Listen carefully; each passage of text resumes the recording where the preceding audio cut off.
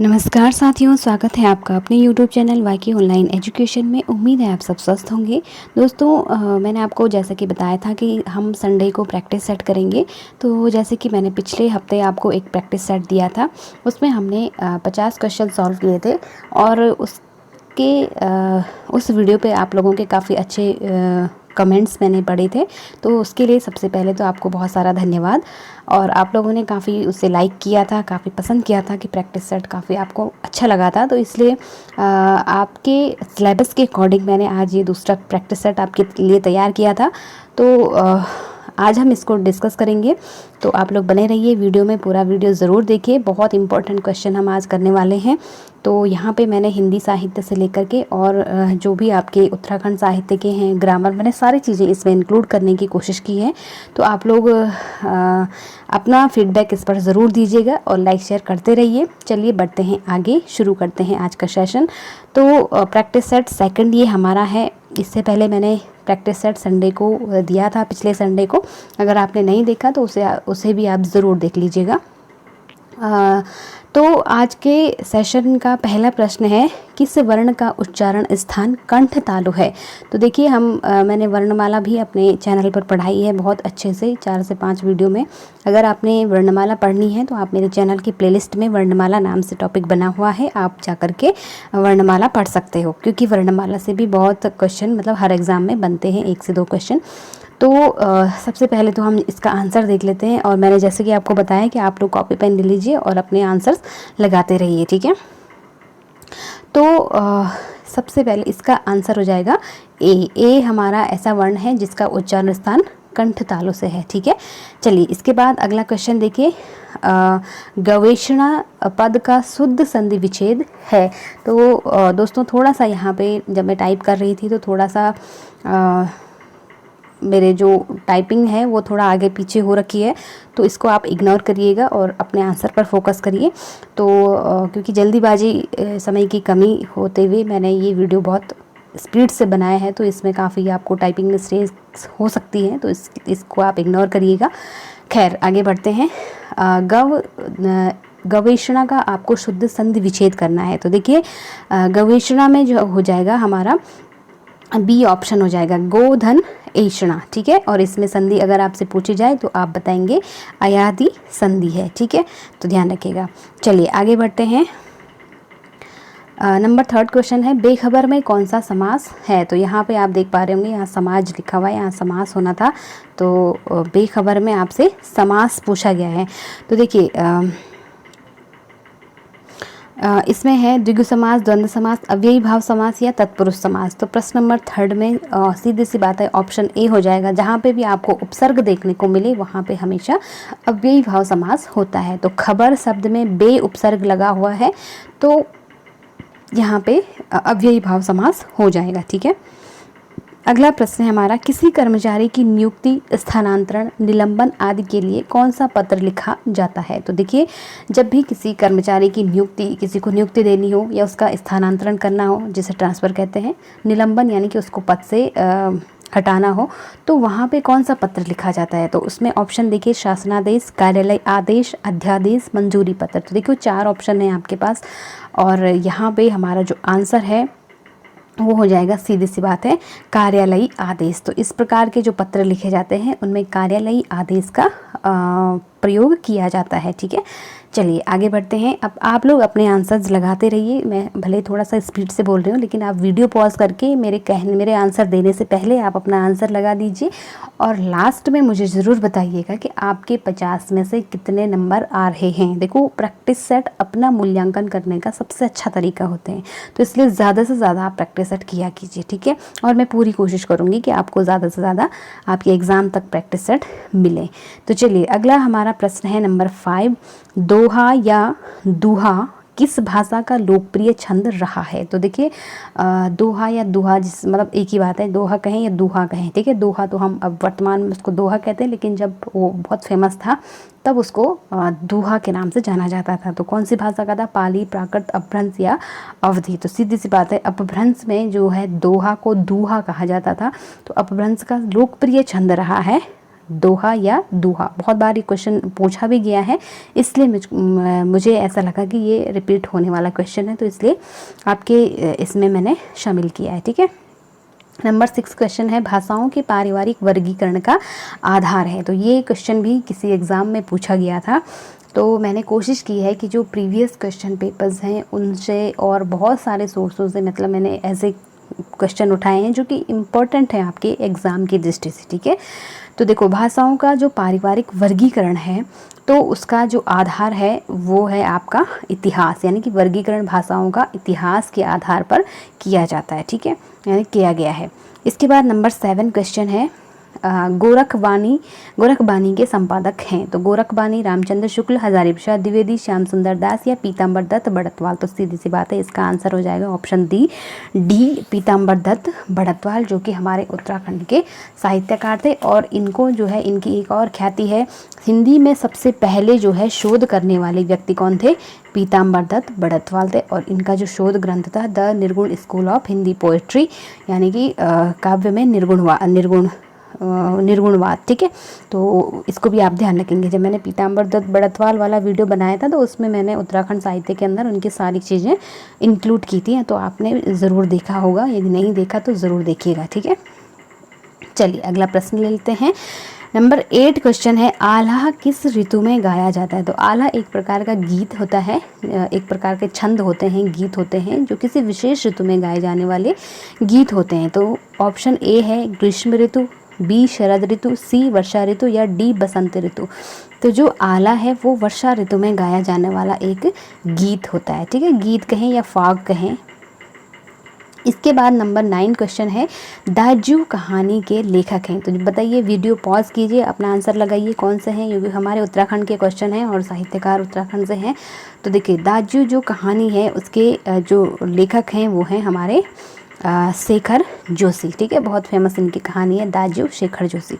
इसके बाद number 10 question है पश्चिमी जर्मनी पर एक उड़ती नज़र किसका संस्मरण है? तोता कृष्ण गैरोला का, शेखर जोशी का, इलाचन जोशी का या मनोहर श्याम जोशी का?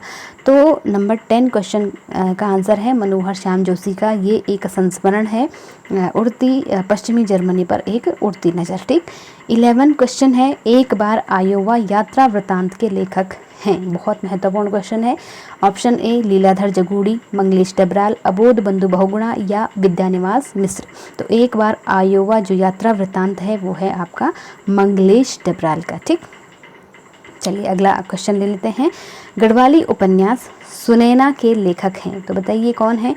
सुनैना के लेखक हैं चंद्रलाल वर्मा, सुभाष पंत, मोहन लाल नेगी या चारुचंद्र पांडे।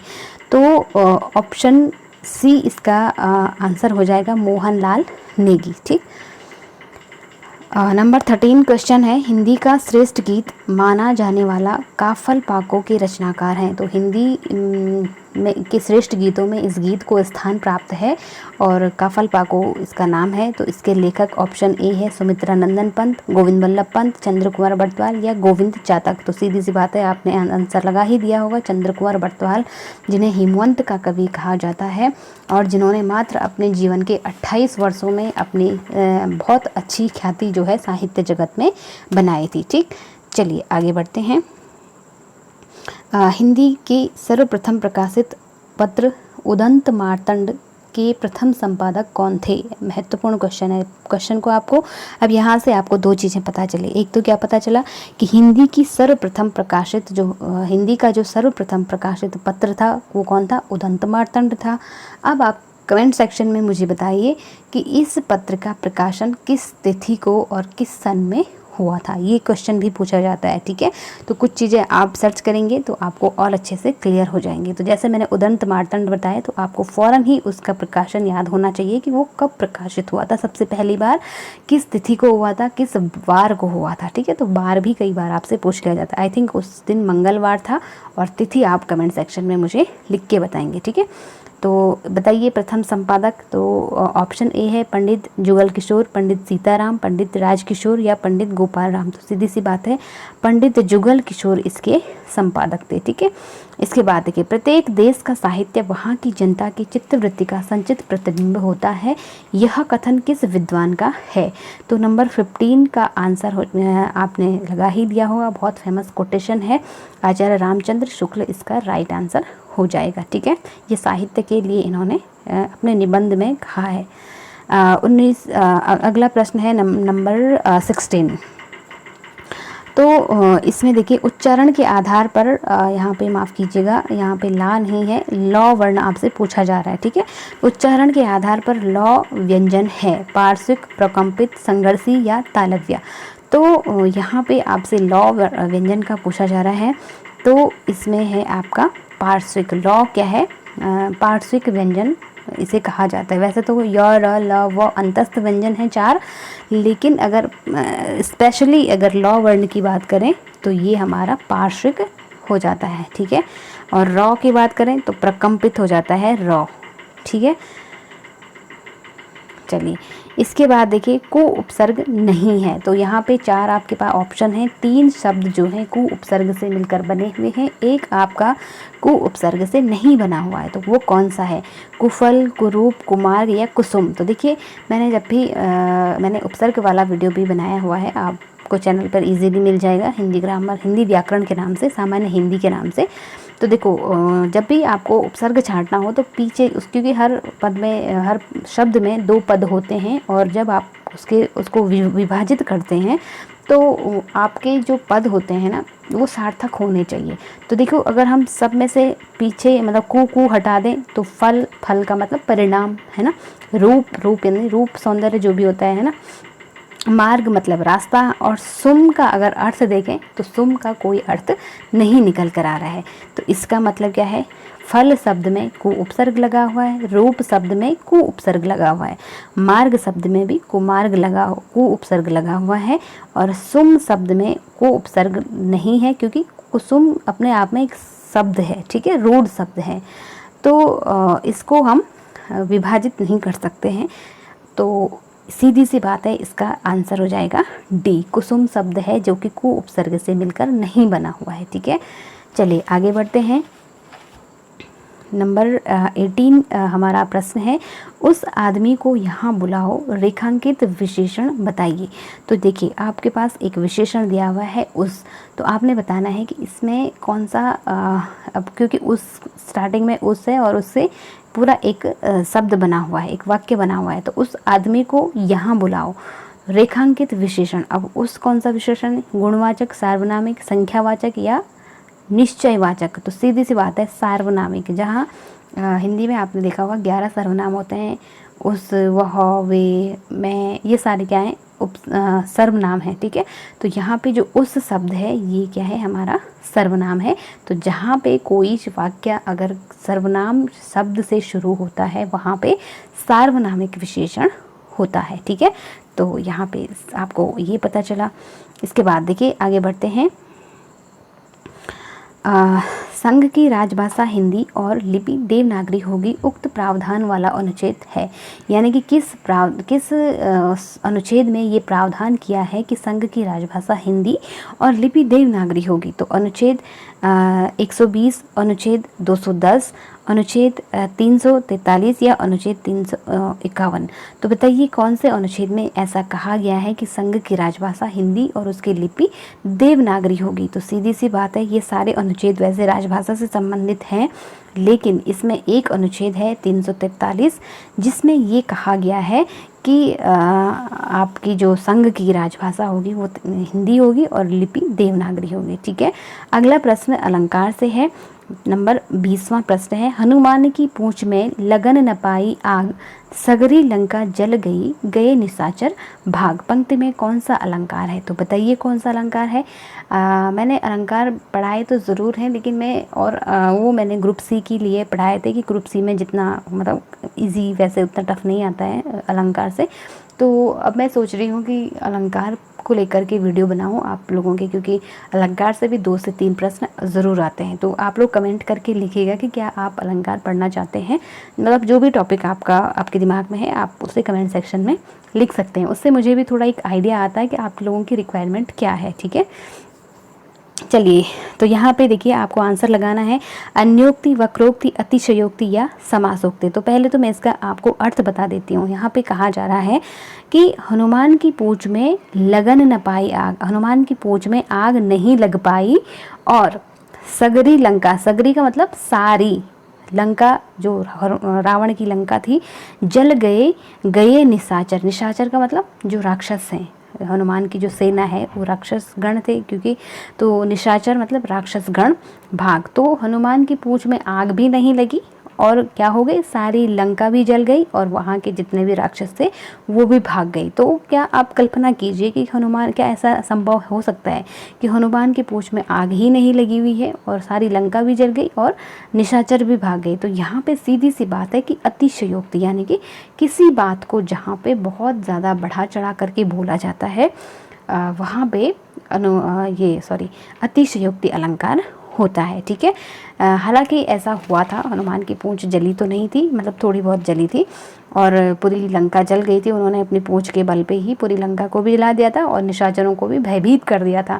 लेकिन आप यहाँ पे देख पा रहे होंगे बहुत मतलब बढ़ा चढ़ा करके ये बात कि हनुमान की पूंछ में तो आग ही नहीं लग पाई और तब तक यहाँ पूरी लंका जल गई। तो इस तरह के जहाँ पे वाक्य होते हैं वहाँ पे हमेशा अतिशयोक्ति अलंकार होता है। ठीक, उम्मीद है आप लोग समझ पाए होंगे।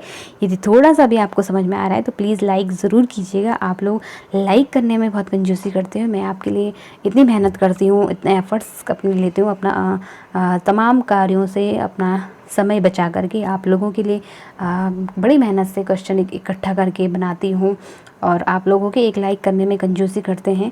तो कृपया करके ऐसा ना करें, अपनी ज़िम्मेदारी समझते हुए लाइक शेयर किया कीजिए, थोड़ा सा हमें भी मोटिवेशन मिलता है ना। चलिए इसके बाद देखिए अगला 21वां क्वेश्चन है हमारा, बिनु पद चले सुने बिनु काना, कर बिनु करम करे विधि नाना, मैं कौन सा अलंकार है। तो अब आपको बताना है। देखो बिनु पद चले, मैं आपको अर्थ बता देती हूँ। बिनु पद मतलब बिना, पद मतलब होता है पैर, बिना पैर के चले, सुने बिनु काना, और बिना कान के ही सुन रहे हैं। कर, कर का मतलब होता है हाथ, हाथ के बिना ही कर्म करें, हाथ के बिना ही कर्म मतलब कार्य, बहुत बिना हाथ के ही बिना बहुत सारे कार्य करना, नाना मतलब अनेक प्रकार के। ठीक है, तो जहाँ पे भी मैं आपको एक शॉर्टकट ट्रिक बता रही हूँ, बहुत अच्छी ट्रिक है, आपको हमेशा अलंकार की पहचान करने में मदद करेगी। तो जहाँ पे भी आपको बिना, बिनु इस तरह के शब्द दिखेंगे ना, बिनु, बिना, तो सीधी सी बात है आपको अपना अलंकार पहचानना है कि उसमें विभावना अलंकार होता है, यानी कि जहाँ पे कार्य और कथन का आपस में तालमेल नहीं होता है ना, वहाँ पे विभावना अलंकार होता है। यानी कि बिना पैर के चल रहा है, बिना सुने, बिना कान के सुन रहा है, बिना हाथ के काम कर रहा है। तो क्या ऐसा पॉसिबल हो सकता है? नहीं हो सकता है। तो यहाँ पे क्या है, हम जो कह रहे हैं और जो कर रहे हैं उन दोनों में क्या है, भिन्नता है। ठीक है, समानता नहीं है। तो जहाँ पे इस तरह के हमें भाव पता चलते हैं कि कार्य, कथनी और करनी में भिन्नता है, तो वहाँ पे हमारा हमेशा विभावना अलंकार होता है। ये तो मैंने आपको परिभाषा बता दी, लेकिन आपकी पहचान आपको कैसे करनी है। मान लो इस पंक्ति में कई लोग आप में से होंगे जिनको नहीं पता रहा होगा कि इसमें कौन सा अलंकार था, तो फिर वहाँ पे आप कैसे पहचान करेंगे? तो वहाँ पे बिनु शब्द से आप उसकी पहचान कर सकते हैं। ठीक है, तो उम्मीद है आपको ट्रिक अच्छी लगी होगी। चलिए इसके बाद देखिए, रोग पीड़ित में कौन सा समास है। तो बताइए रोग पीड़ित में कौन सा समास है, तत्पुरुष, कर्मधारय, द्विगु या बहुव्रीहि। तो सीधी सी बात है, रोग से पीड़ित।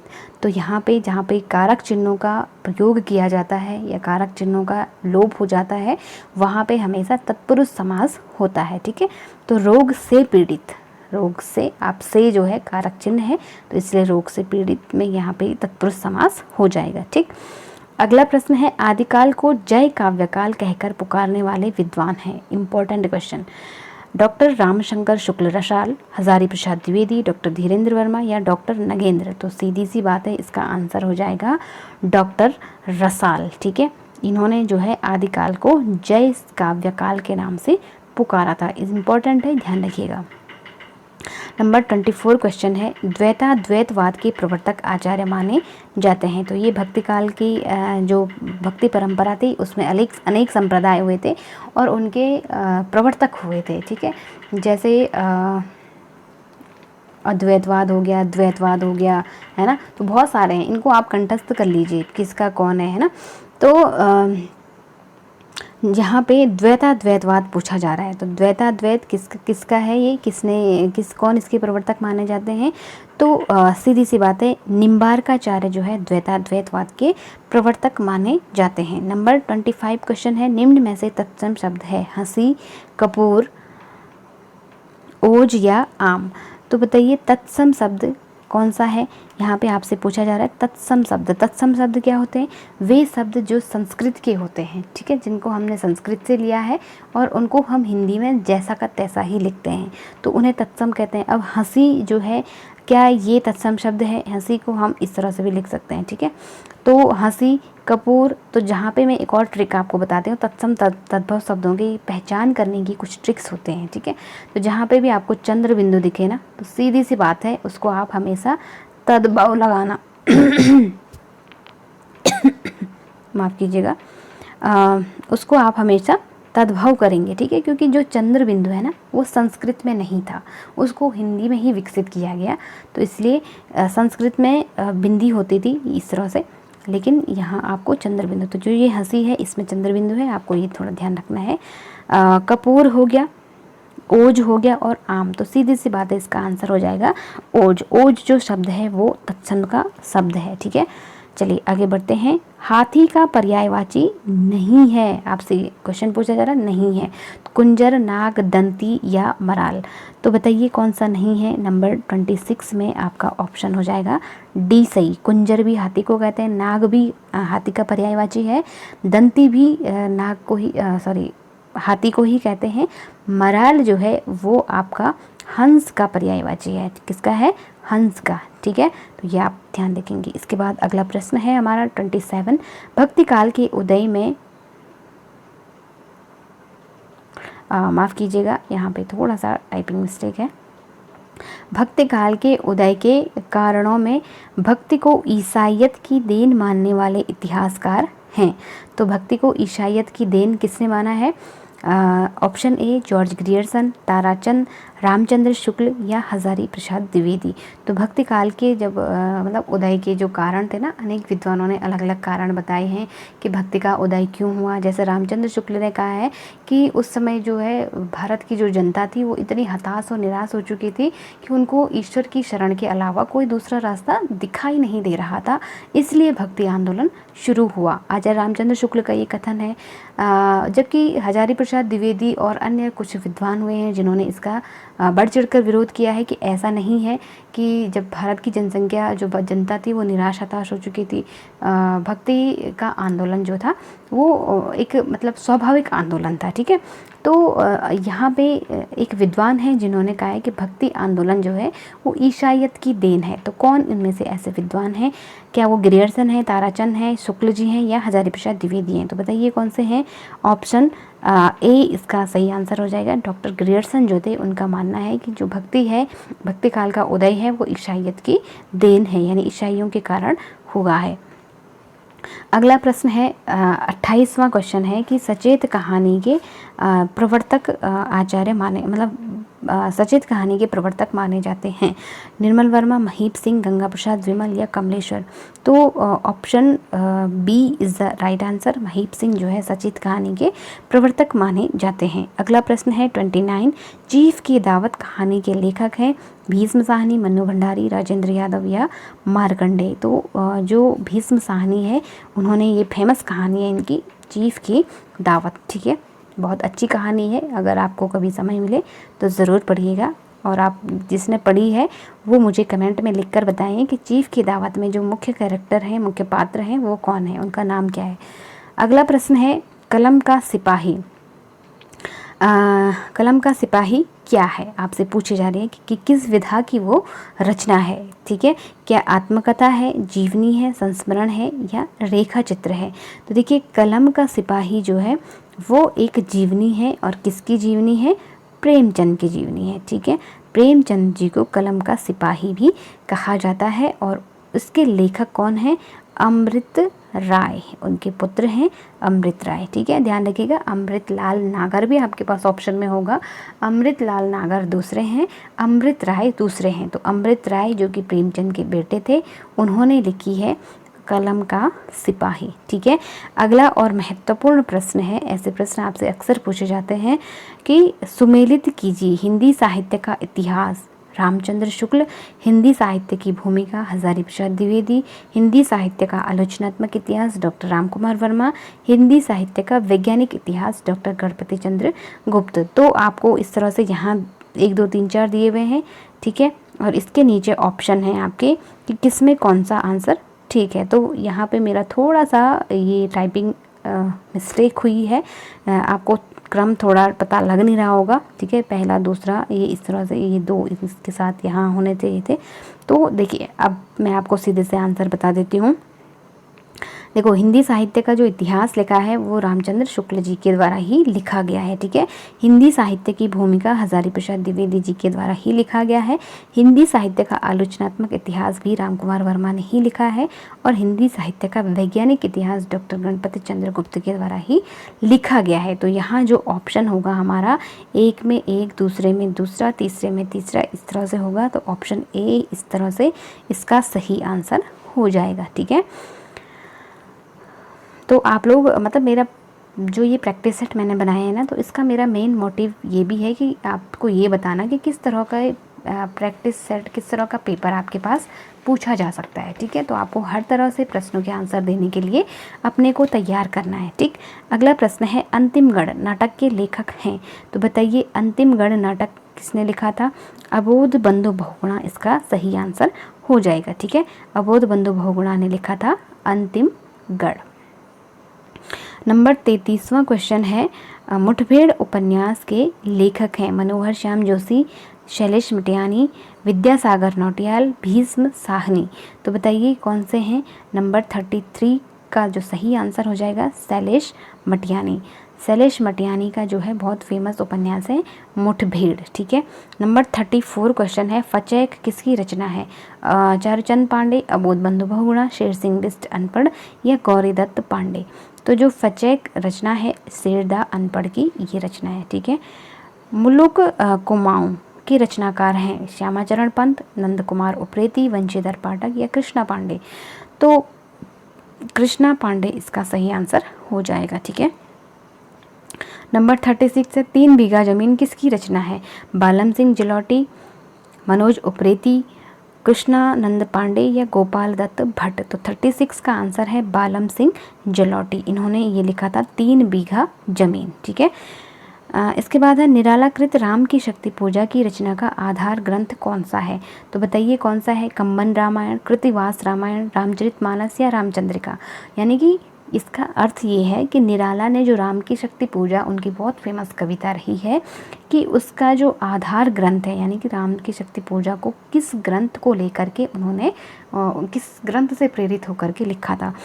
तो इसका मैं सीधा सा आंसर बता देती हूँ। कृतिवास एक बांग्ला साहित्यकार थे, उनके जो उनके द्वारा लिखा गया था रामायण। ठीक है, कृतिवास के बांग्ला रामायण, बांग्ला भाषा में जो लिखा गया था, उस पर ये इसका असर है। ठीक है, यानी कि राम की शक्ति पूजा पर किसका असर है? कृतिवास की बांग्ला रामायण का। ठीक है, नंबर 38 है, अमृतलाल नागर के जीवनी परक उपन्यास खंजन नयन में किसके जीवन का चित्रण किया गया है? तो इम्पोर्टेंट क्वेश्चन है, ध्यान रखिएगा। खंजन नयन, तो आपको नयनों से ध्यान रखना है कि सूरदास जो थे वो अंधे व्यक्ति थे, और नयन अंधे क्या होते हैं? नयन ही होते हैं। तो खंजन नयन आपको ध्यान रखना है, अमृतलाल नागर द्वारा लिखी गई एक जीवनी है। किसकी जीवनी है? सूरदास की जीवनी है। ठीक है, मतलब जीवनी उपन्यास है ये, माफ़ कीजिएगा, जीवनी नहीं है, मतलब जीवनी परक उपन्यास है। ठीक है, अगला है, दोपहर का भोजन कहानी के लेखक हैं। बहुत अच्छी कहानी है, मैं तो आपको कहूँगी कि आप ज़रूर इसको पढ़िएगा, बहुत अच्छी कहानी है। दोपहर का भोजन ये कहानी किसने लिखी है? तो सीधी सी बात है, अमरकांत के द्वारा ये कहानी लिखी गई है। ठीक है, 39 में C option is the right answer. इसके बाद नंबर 40 क्वेश्चन है, गजाधर बाबू किस कहानी के पात्र हैं? ये भी महत्वपूर्ण कहानी है। तो गजाधर बाबू एक बहुत ही फेमस कहानी है, उषा प्रियमवदा के द्वारा लिखी गई है, वापसी। ठीक है, इसके लेखक जो हैं उषा प्रियमवदा, इनका नाम ध्यान रखेंगे आप, लेखिका है ये प्रियमवदा। ठीक है, तो इनके द्वारा ये कहानी लिखी गई है, वापसी। तो फेमस कहानी है, इसको भी आप ज़रूर पढ़िएगा भविष्य में, गजाधर बाबू की ये कहानी है। ठीक है, इसके बाद है निर्मल वर्मा का यात्रा संस्मरण चीढ़ों पर, यहाँ पे थोड़ा सा टाइपिंग मिस्टेक है, चीढ़ों पर चांदनी। ठीक है, तो चीढ़ों पर जो चांदनी है वो किस पर आधारित है? तो संस्मरण है, यात्रा संस्मरण, यानी कि संस्मरणात्मक यात्रा वृत्तांत हम इसे कह सकते हैं। ठीक है, तो ये किस पर है आधारित? शिमला प्रवास, मेघालय प्रवास, यूरोप प्रवास या एशिया? तो C option is the right answer. Europe प्रवास के दौरान उन्होंने ये लिखा था। ठीक है, यानी उस पर आधारित है। इनमें से कौन सा संस्मरण कृष्णा सोबती द्वारा रचित है? हम हशमत, यादें और बातें, दीवान खाना, स्मृतियों के छंद। तो हम हशमत जो है कृष्णा सोबती का बहुत ही फेमस संस्मरण है। मैंने संस्मरण वाले वीडियो में भी आपको बताया था। ठीक है, अगर आपने नहीं देखा तो ज़रूर जाकर देख लीजिएगा। अगला प्रश्न है, नए पुराने झरोखे संस्मरण के लेखक हैं विष्णु प्रभाकर, शिव पूजन सहाय, बनारसी दास चतुर्वेदी या हरिवंश राय बच्चन? तो 43 में option D is the right answer. Harivansh Rai Bachchan का है ये नए पुराने झरोखे संस्मरण। ठीक है, आखिरी चट्टान तक किसका यात्रा वृत्तांत है? सेठ गोविंदास, यशपाल, हरिवंश राय बच्चन या मोहन राकेश? तो नंबर 44 का आंसर हो जाएगा मोहन राकेश के द्वारा लिखा गया है आखिरी चट्टान। और किस विधा की रचना है? यात्रा वृत्तांत। ठीक है, निराला की साहित्य साधना जीवनी के लेखक हैं विष्णु प्रभाकर, रामविलास शर्मा, अमृतलाल नागर, जगदीश चंद्र माथुर। तो निराला की साहित्य साधना 3 भागों में लिखी थी, 3 भाग। ठीक है, किसने? रामविलास शर्मा ने। इसके बाद देखिए, सहचर है समय किसकी आत्मकथा है? तो सीधे से आंसर मैं आपको बता देती हूँ, रामदरस मिश्र का ये आत्मकथा है। उन्होंने अपनी आत्मकथा सहचर है समय के नाम से लिखी थी। ठीक है, पाव भर जीरे में ब्रह्मभोज किसकी आत्मकथा है? बहुत फेमस है। ये जब मैंने यूजीसी नेट का पेपर दिया था तो उसमें ये क्वेश्चन आया था, तो इसलिए मुझे इम्पोर्टेंट लगा, इसलिए मैंने आपको पूछ लिया। ठीक है, पाव भर जीरे में ब्रह्मभोज किसकी आत्मकथा है? तो अशोक वाजपेयी की ये आत्मकथा है। ठीक है, नंबर 48 हमारा आज का क्वेश्चन है, प्रसिद्ध यात्रा वृत्तांत घुमक्कड़ शास्त्र के लेखक हैं शिव प्रसाद गुप्त, रामनारायण मिश्र, राहुल सांकृत्यायन या राम वृक्ष बैनीपुरी? तो C option is the right answer. Rahul Sankrityayan ने लिखा है घुमक्कड़ शास्त्र। ठीक है, और यात्रा वृत्तांत इनका बहुत फेमस रहा है। 49 क्वेश्चन है, निम्नलिखित पत्रिकाओं का सही अनुक्रम बताइए? तो आज का हमारा सेकंड लास्ट क्वेश्चन है, आपको बताना है। पत्रिकाओं को भी आप महत्वपूर्ण पत्रिकाओं को ज़रूर पढ़िएगा। अगर आपने नहीं पढ़ी है तो कमेंट्स करके लिखिएगा। मैं मतलब कोशिश करूँगी कि आगे आपका एक सेशन पत्रिकाओं को लेकर के रखा जाए, जो इम्पोर्टेंट पत्रिकाएँ हैं उन पर हम डिस्कस करेंगे। तो कमेंट करके बताइएगा। देखिए, सरस्वती, हंस, कविवचन, सुधा या इंदु, बताइए कौन सी पत्रिका सबसे पहले प्रकाशित हुई थी? तो इसका क्रम आपको बताना है। तो देखो, सबसे पहले तो आपको काल विभाजन तो आपको पता ही होगा कि सबसे पहले भारतेंदु युग आया, आधुनिक काल की बात कर रही हूँ। तो सबसे पहले भारतेंदु युग आया, फिर द्विवेदी युग आया, फिर छायावाद, उसके बाद और नई कविता, प्रगतिवाद, प्रयोगवाद, ये सारे है ना। तो देखो, यहाँ पे आपके पास 4 पत्रिकाएं दी हुई हैं। तो सबसे पहले जो है हमारी आएगी कविवचन सुधा, जो कि भारतेंदु की पत्रिका है। इसको भारतेंदु के द्वारा प्रकाशित किया गया था, तो सबसे पहले नंबर पे तो यही आनी चाहिए, है ना। उसके बाद द्विवेदी युग आया, तो द्विवेदी युग की सबसे फेमस पत्रिका कौन सी थी? सरस्वती पत्रिका थी, तो नंबर 2 पे इसको आना चाहिए, तो बिल्कुल सही है। इसके बाद नंबर 3 पे है, ये भी द्विवेदी युग की ही पत्रिका है, लेकिन ये थोड़ा बाद में निकली थी। ठीक है, जो इंदु पत्रिका है, अंबिका प्रसाद गुप्त। सरस्वती पत्रिका आपको पता है महावीर प्रसाद द्विवेदी ने सन 1900 में निकाली थी।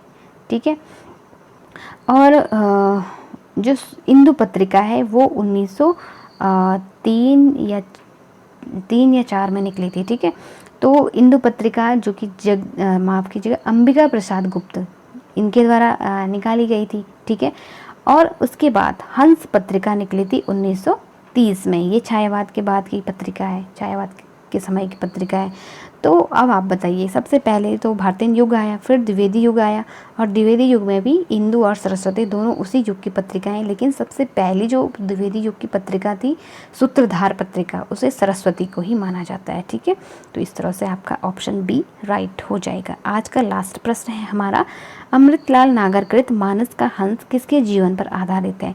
तो देखो, मानस का हंस, मानस कहते हैं रामचरित मानस का शॉर्ट नाम है मानस। ठीक है, तो मानस या रामचरित मानस किसने लिखा था? ये सीधी सी बात है, माफ़ कीजिएगा यहाँ पे थोड़ा सा तुलसीदास। ठीक है, तो मानस का जो हंस है वो तुलसीदास जी पर इन्होंने लिखा था, सीधी सी बात है। ठीक है, उपन्यास है ये, इनका जीवनी परक उपन्यास है, और किस पर आधारित है? तुलसीदास पर। तो खंजन नयन पूछा जाए तो सूरदास करेंगे, और मानस का हंस तो तुलसीदास। ठीक है, ये दो काफ़ी फेमस उपन्यास अमृतलाल नागर के रहे हैं। तो दोस्तों, ये थे हमारे आज के 50 प्रश्न। उम्मीद है आप लोगों को पसंद आए होंगे, और मैंने कोशिश की है कि आपके सारे जो भी जितने भी यूनिट्स हैं, जितना भी हिंदी का सिलेबस है, उसको इंक्लूड करने की। फिर भी अगर कुछ छूट गया होगा तो अगला जो हमारा प्रैक्टिस सेट होगा मैं उसमें उन सबको कवर करूँगी। और आज का सेशन आपको कैसा लगा मुझे कमेंट सेक्शन में ज़रूर बताइएगा।